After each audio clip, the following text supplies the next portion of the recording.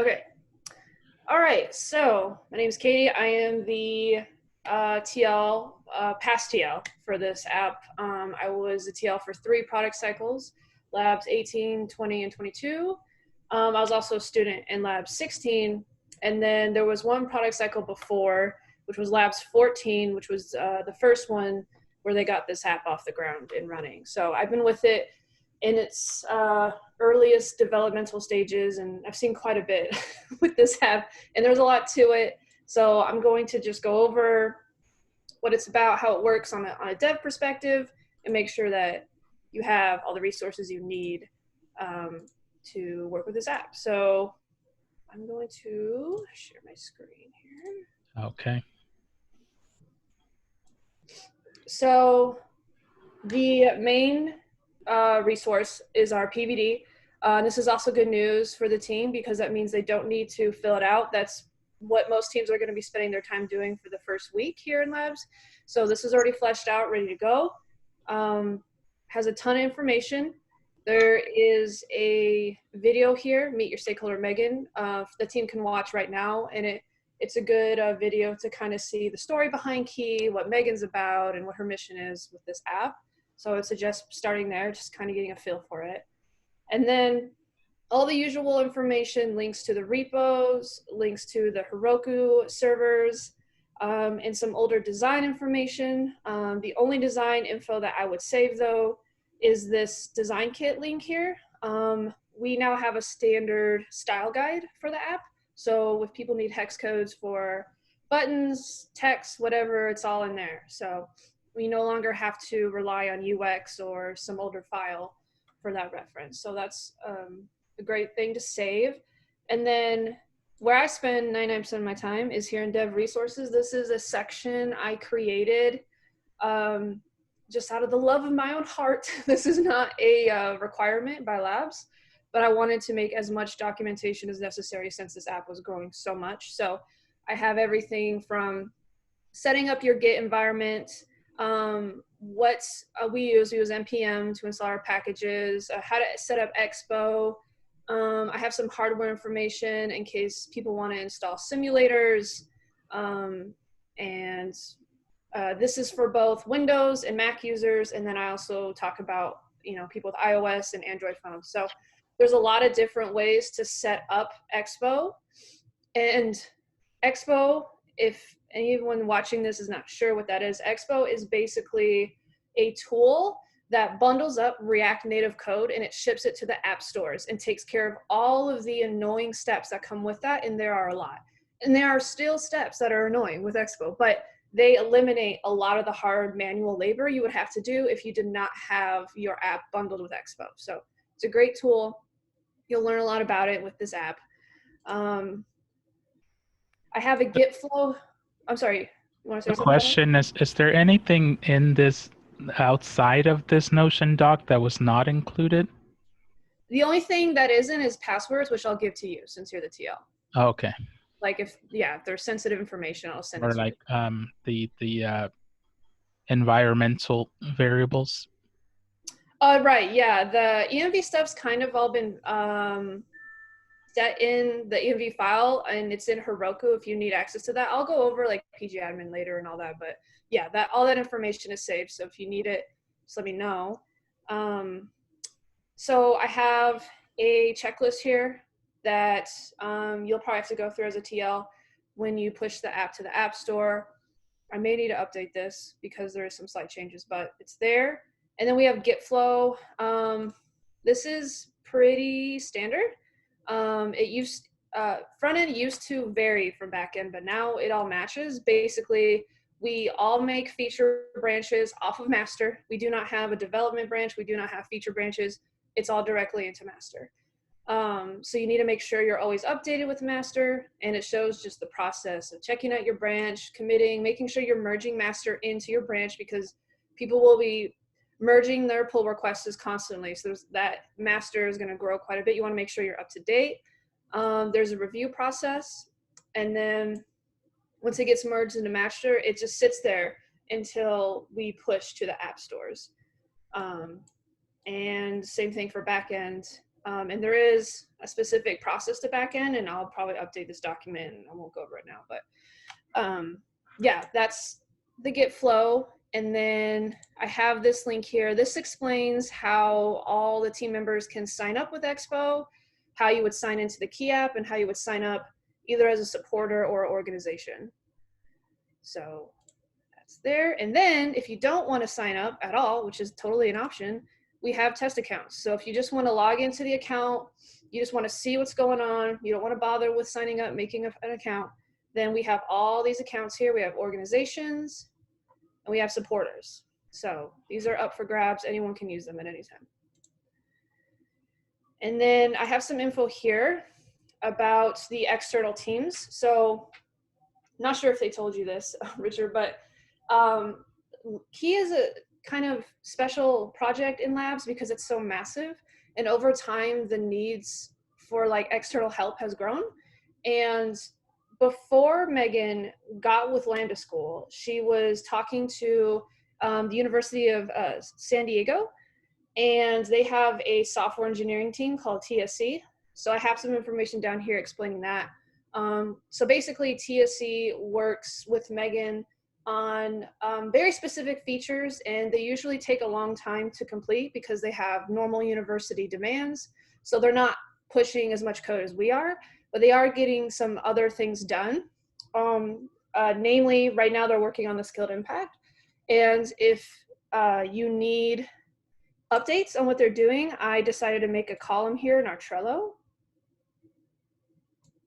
Yeah, Key Team and TSC.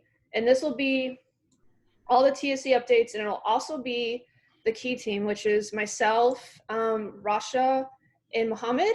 Rasha and Mohammed are from Labs 20. They are probably one of the brightest students I've ever worked with, and we're basically working part-time to help out this app. And Megan is using some of the Key funding to help support us, since we're looking for jobs, and some of us already have other jobs, and we're in different parts of the Lambda curriculum, and she just still needs our help for a few things that are outside of Lambda scope, mostly in terms of time. And so we're separating that work out as well, and that will always be communicated to you guys on what that is, and I'll always make sure that Trello is updated so you know what we're doing, and we'll never conflict with whatever the lab's goals are for Lambda. So if you have any questions, you can always ask me. I'm around all the time. So is UCSD like their boot camp?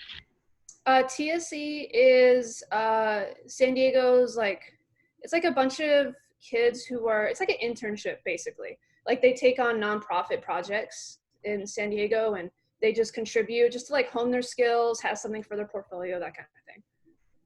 So Okay, just wasn't sure if it was part of their paid boot camp. I don't know if they're paid or if it's a boot. I'm pretty sure it's not a boot camp.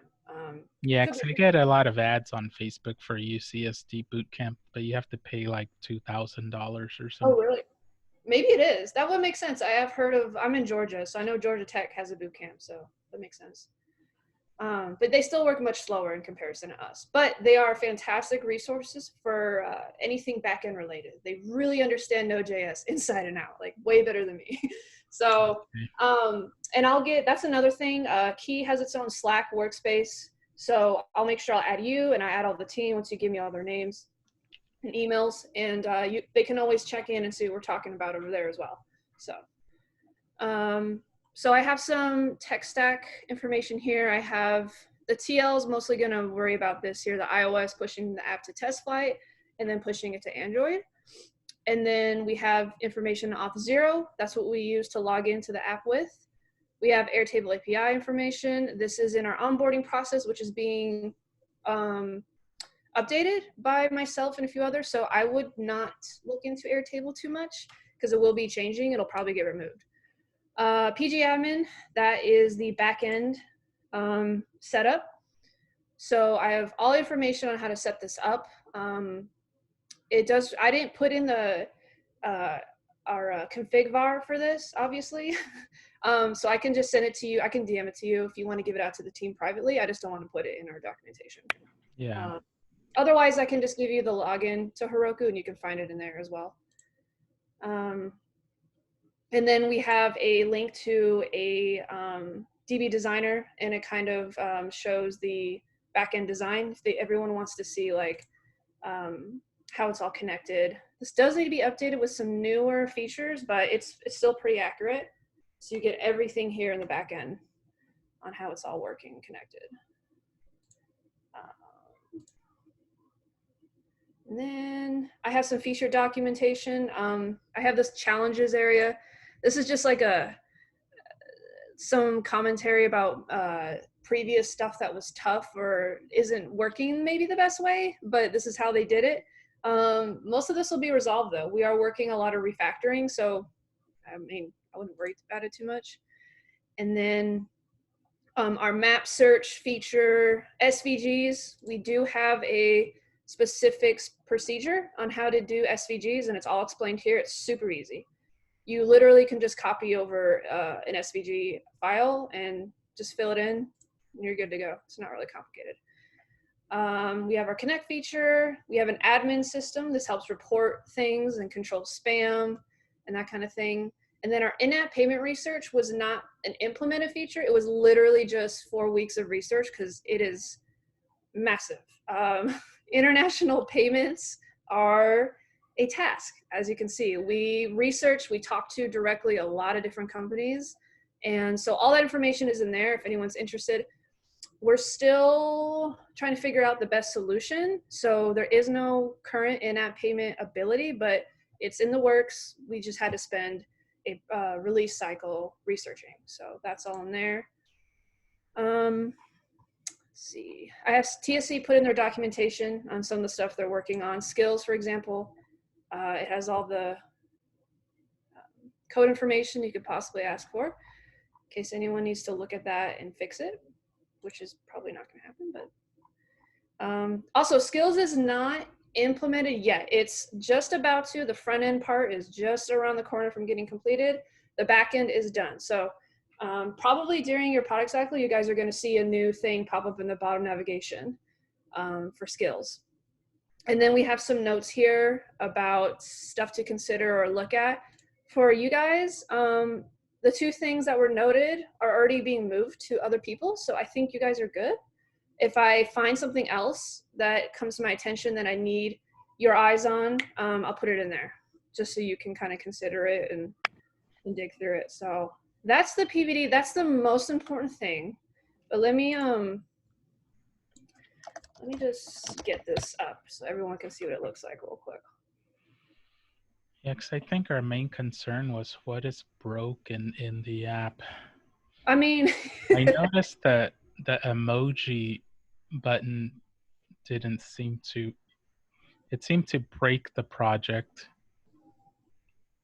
where are you talking about today? Yeah, like the, well, once you have it up and running, I can show you. Because we just fixed that, so I'm not sure what version you're looking at. We just pushed an update today. We are working on some other bugs on the back end, but the emojis should be fine. So Okay, yeah, I haven't. I ran it over the week and I still have that version. Okay, that's why. Yeah, we just fixed it like late last night. So yeah, which should have been completed at this point, right? I know, but you will see in labs. Every time you put a deadline on something and you think it's going to get done, stuff comes up. And so I couldn't get my team to finish the remaining bugs on that. So Muhammad worked on it and he got it figured out. So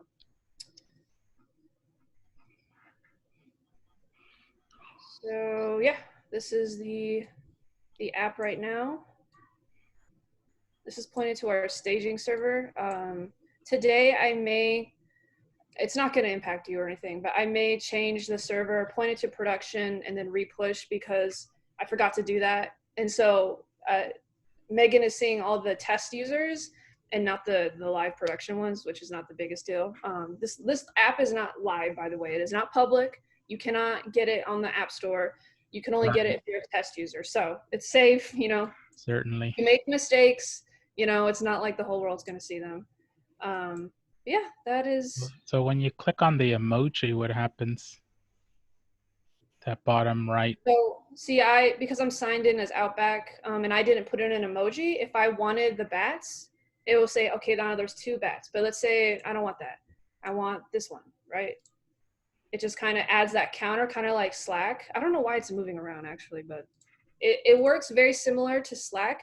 Right now, I'm working with Megan to decide the emoji limit because we put in 1 because we figured there's only 3 spaces here. It maxes out at 3, and we don't think it's fair for someone to like put in 3 emojis and then like no one else gets to dictate what those top emojis are.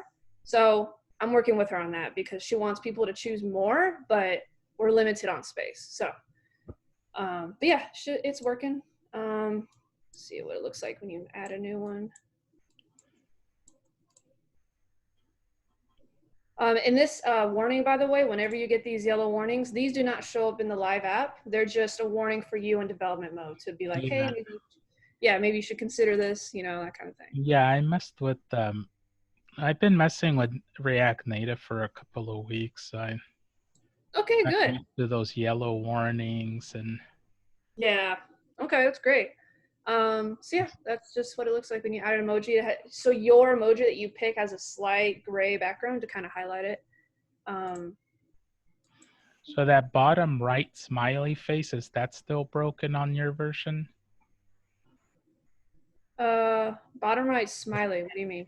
At the bottom right of the app, there's like when you click on that. Oh, okay, this explains one of the bugs that we found out after the fact today.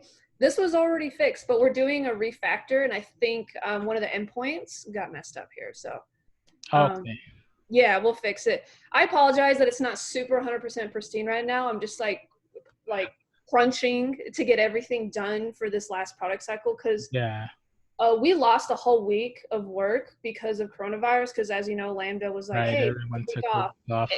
And yeah, so it messed up our timeline, and so I'm kind of like making up for that right now. And I believe students are not going to have access to GitHub until I think next week. So, I mean, shouldn't harm anything. But yeah, we're working on that one. So, and then it crashes and you got to restart it. But, yeah. Do you have any? Yeah. The other thing we noticed on the Notion doc, there isn't a lot about Web 22 in there. There's on the release canvases, you guys put all your release canvases, but other than that, we don't see a lot of Labs 22's footprint in the rest of the Notion doc. What do you mean exactly? Like this is the only place we see Labs 22 notating. Well, you're gonna have all of Trello, which is like, it's all past groups, but all the most recent things that have been deployed is their work. I can give you a list of names if you're curious. Like you might see it in the history when you go through these cards. Like Kelly was on Labs 22, Alex. Not sure what information you need specifically. I mean, as long as you have the release canvas info. As long as we have all of the info and yeah, trust me. it should all be here, right? Like Yeah. yeah, certainly. So what do you think is the most important thing for us to start with? Like what? Learning, well, the team needs to learn React Native. I imagine a lot of those students are not familiar. I do have a resource that is kind of Yeah, I'm gonna my have them like do like a bunch of YouTube projects just to get familiar with React Native. Sure. This is one of my favorite ones. It's I don't think it's talks about Expo, but it shows you like how the code looks, how it works, and it's a really brief, quick rundown on Yeah, React Native. So I would definitely suggest that. So I'll put that in here. it's basically like doing styled components, right? Like so it's Oh, we do have style sheets. So that's like in this example, I know you can put it in a file, and there are some that have this. I really try to avoid it and link to a style sheet, but yeah, it's all vanilla CSS, Flexbox. to me it reminds me of styled components. Yeah, I can see that. And Instead of divs, you basically have views everywhere. So that, but I'm saying if you had like a release canvas that goes next, what would that be? That's going to be a whole other conversation. We'll I'd probably have once to I do talk outside to of the this. stakeholder. Yeah, you can talk to Megan about it. I also have a general plan here, and this is general. Now, this is not in stone. This is just whenever Megan and I talk about features, we reference this. Um, so this is all the past groups, labs groups that and what they did, what they got done, and then this is your current one. We do have some ideas in here, but again, we'll have to meet and talk about it. Um, Outside of this video. So we do have some ideas though. And then I'll also put in what TSC is doing, what we're doing. Is But Megan if you really easy to work with? I'm sorry? Is Megan really easy to work with? Yeah, she's great. She's always available.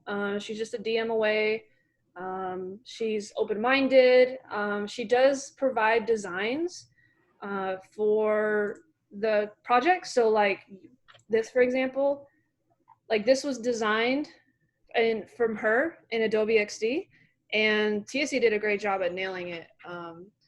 So there is no UX team. There's no like going back and forth on designs. Like it's set in stone. Like when you get this image, like you just make it happen. So Yeah, I notice it's really like like it closely matches their website. So we yeah, hmm have yeah. So like the live feed, she designed all this. Here's how the emojis originally were gonna look. It's slightly different, but as you can tell, it's pretty close. She doesn't expect like pixel perfect stuff, but she expects it to be as close as possible. And so far, I haven't had any issues with making any of these designs come to life, really. So, and if there is, you can always just DM her and be like, "Hey, I can't do this. It's not possible in React Native," or "This won't work." Like the avatars, for example, she wanted this exact size, and I was like, "I can't do a custom size. It only comes in small, medium, and large. So let's compromise." You know what I mean? So little stuff like that. But it's great. You'll always have direction. As far as ideas, if people are hungry about what am I going to work on, we do have notifications listed here. I think that would be an easier intro to key thing to work on. I mean, this can always change, but um, notifications is an idea. Also, I have a card in here and ready for work called supporters edit profile. This needs to be edited quite a bit. It looks a lot different from this. I need to get the current version up, but this is something they could do. Like this ready for work column is there's always gonna be something in here. Like there's so much work to do. Like yeah. I wouldn't even worry about anyone getting bored. If people want something easy to do, I try to throw it in this card, UI tweaks, because it's usually small stuff. Like if someone wants to get to know the code base, dig through it, this is a great place to start because it has little tiny small stuff that we just need fixed, and it can give someone that motivation, to get started. So by the way I try to do it with checklists that are this long is, let's say a student looks at this and they're like, oh, okay, I'll do it. They'll do these dots here, convert to card, and then put their name on it so that no one's working on the same thing at once, basically. But Yeah. So you'd say this project is pretty far from being completed, right? yeah, there's so much. If Like I it's guess gonna pull it take up. a few lab iterations to get to anything deployable to a Well, or goal is to get it public, hopefully by the end of the summer, which is why myself and a few others are working on it. Um, because it's at a point, it's been in Lambda for about a year. Um, there's just some small final things that we want to get done before it goes public, but we're right around the corner. So, I mean, this labs group is really important. And I don't think we got too much done in Labs 22, if I'm going to be honest, because of the coronavirus. A lot of people had different stuff going on in their lives. The yeah, focus wasn't looks really like you there. were doing a lot of important research as far as payment. Yeah, right. But see, that was what I adapted to as a TL. I noticed that I didn't have. First of all, I only had 4 people, so I had a very small team. How big is this team? It's 5. 5. Okay, so it's small. So you need to consider that. I mean, depending on the skill level, you might not get too much done, and that's okay. Like just adapt and adjust as needed. My suggestion is just that the first release canvas, make it light, make it easy, make it something approachable. And then the second release canvas, have like a bigger goal. So that's what we did.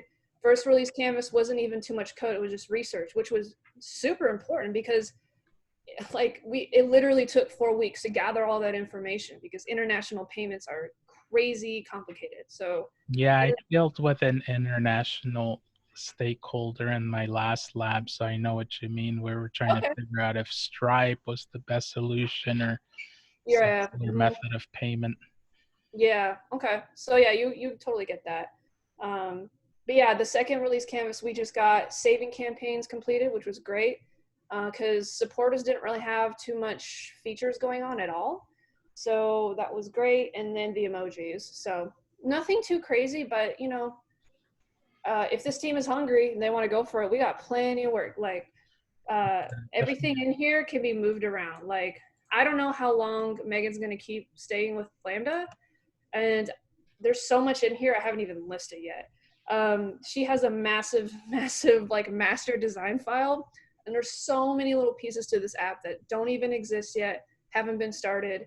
So we're still trying to chip away at the main ones. And notifications is important. That's another thing that's going to go in the bottom navigation. So it would be a huge feature. And if you guys worked on that for both release canvases, that would be fine with me as well. Just depends, you know, depends on a lot of factors. So we'll have to see how the team ramps up, how they feel technically, that kind of thing. So Is this whimsical thing in the, I how might did I not. find that? I'll send it to you though, so you have it. Oh, okay. Perfect. Just so I don't lose track of it. Yeah, because I think there, I don't know if there's anything that can like code cleanup that they can do, but Code cleanup. or you think I it's would pretty hesitate on that, especially in the beginning. There's a lot of refactoring we're doing, so I don't want that to conflict. We're trying to get some cleanup like finalized, but there's nothing that needs to be cleaned up that's like holding the app back. Like it's totally functional. It's just there's all these moving parts, which is why you're seeing bugs right now. But yeah, I would stay away from refactoring for now. Like it maybe was thinking of new features to add to it, right? there's plenty, and when you guys meet Megan, that would actually be a great time to ask. You guys are meeting tomorrow, right? Wednesday. Tomorrow, yes. Okay, so if you have questions about what features you can add, what are available, great time to ask her because she can pull up her master design file and kind of give you a better overview of how much is still not done. There's a lot, but yeah, notifications is a big one. What will be another one? We have maps in place. We don't have any like the mapping is very basic. Basically, we don't have it working where if you're a supporter, you can see organizations near you like automatically. The distance kind of setup is not really in place yet. It's just like a general map, right? So there's a lot of work that needs to be done with mapping. There's another one. Supporter, yeah, that's a big one too. Yeah, I saw the map was pretty good so far. Yeah, but it doesn't there's a lot more to it that's not done yet, Mhm. basically. Yeah, Yeah, very. well, I can give actually I should just have a list. I'm curious. Like I've seen the design so I know roughly what isn't done, but I should probably make like a long list because I know there's a list.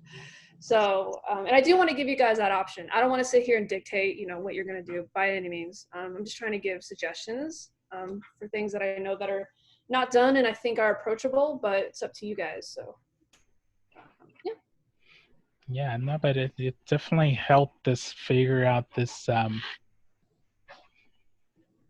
Notion doc because we were kind of all over the place trying to figure out like what did the last team do? Just, I mean, that's pretty much it. Saving campaigns and emojis. That's pretty much in the in-app research. It's all there in the release canvas. That's all they did. Right. Yeah. And then, yep. And then Labs 20 was, it was a lot. Um, they fixed a lot of the Android issues. There is one Android issue that we are stuck on, and there's a card already out there. The maps don't show up on Android in production. They show up literally to the last point, and then when you push it to the Google Play Store, they disappear. So that's one big bug. If you guys want to work on, that would be perfect, because I am at a loss as to why it's doing that. So yeah, they did that. They did admin control. They did a ton of UI updates. Like the way the live feed works, looks, and feels now is because of Labs 20. We were having these issues with like past UX teams who were trying to kind of do it their way, and now that that's not an issue anymore, everything's like coming into sync, and it's all consistent and that kind of thing. And then Labs 18 was, we created the onboarding for organizations, which is being overhauled again. And then they did the maps.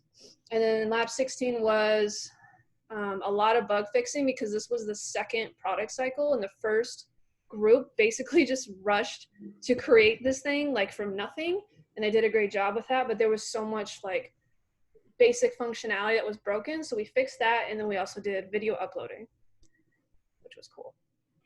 And then there was some small stuff. We used to have likes in there, but then we took that out. Yeah, that's pretty much it. Shoot for the stars for what you want to get done, but also recognize that like these 8 weeks are gonna fly by. It's gonna be tough, and it's gonna be a lot of long hours. So, don't try to do the impossible, I would say. But Yeah, I think it just, like everything, it just pushes the product along for the next labs, and that yeah, we can't yeah, totally. complete them all, because I'm just making sure I get all the questions that my team asked for, Okay. which I think you've covered everything, like what blockers you had and um, how Hmm. close you are. And Yeah, and I will, starting tomorrow, I will be working a full-time job. I may not be available most of the day, but I will get to DMs and questions late at night or in the morning. So, yeah, certainly, if we have any questions, I'll just drop them on the DM and you can answer them whenever you get to them. okay, sweet. Well, I'm excited for your team. Is everyone pumped for this project? Yeah, everyone's happy that they're going to learn something new that's they can add to their portfolio. And Hmm. I've seen a lot of React Native jobs out there, so it might help somebody land a job, hopefully. Yeah, for sure. One huge company that just switched to React Native is Shopify, which is blowing up. So that's a good place to start if you're looking for a React Native job. Oh, that's good to know. Then I'll certainly like look for some YouTube videos to work on that uses Shopify and just get familiar with it and Yeah, hopefully add it to my portfolio. yeah, for sure.